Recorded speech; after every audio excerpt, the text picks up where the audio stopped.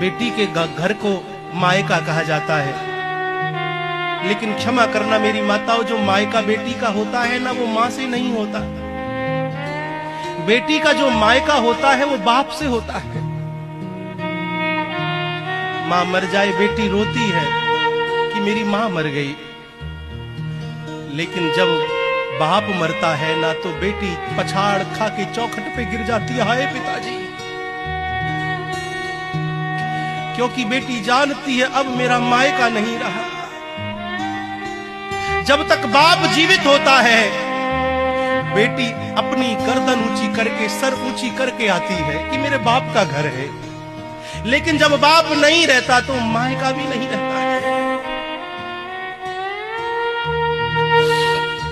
हारा थका पिता काम धंधे से जब लौट करके आता है, 4 बेटे होंगे ना, तो शायद ही कोई ऐसा संस्कारी बेटा हो जो जल की पूछ ले, और ना भी पूछे।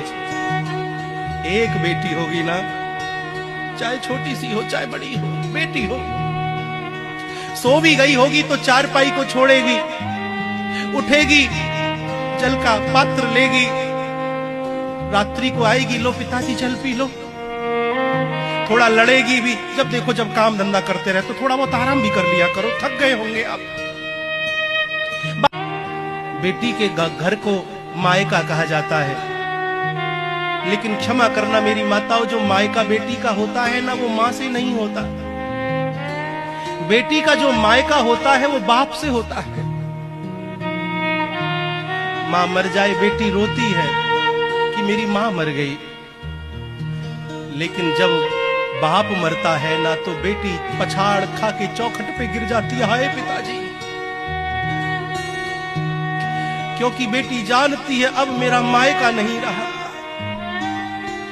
जब तक बाप जीवित होता है, बेटी अपनी गर्दन ऊंची करके, सर ऊंची करके आती है कि मेरे बाप का घर है। लेकिन जब बाप नहीं रहता तो मायका भी नहीं रहता है। हारा थका पिता काम धंधे से जब लौट करके आता है, 4 बेटे होंगे ना, तो शायद ही कोई ऐसा संस्कारी बेटा हो जो जल की पूछ ले, और ना भी पूछे। एक बेटी होगी ना, चाहे छोटी सी हो चाहे बड़ी हो, बेटी हो। सो भी गई होगी तो चारपाई को छोड़ेगी, उठेगी, जल का पात्र लेगी, रात्रि को आएगी, लो पिताजी जल पी लो। थोड़ा लड़ेगी भी, जब देखो जब काम धंधा करते रहे तो थोड़ा बहुत आराम भी कर लिया करो, थक गए होंगे आप।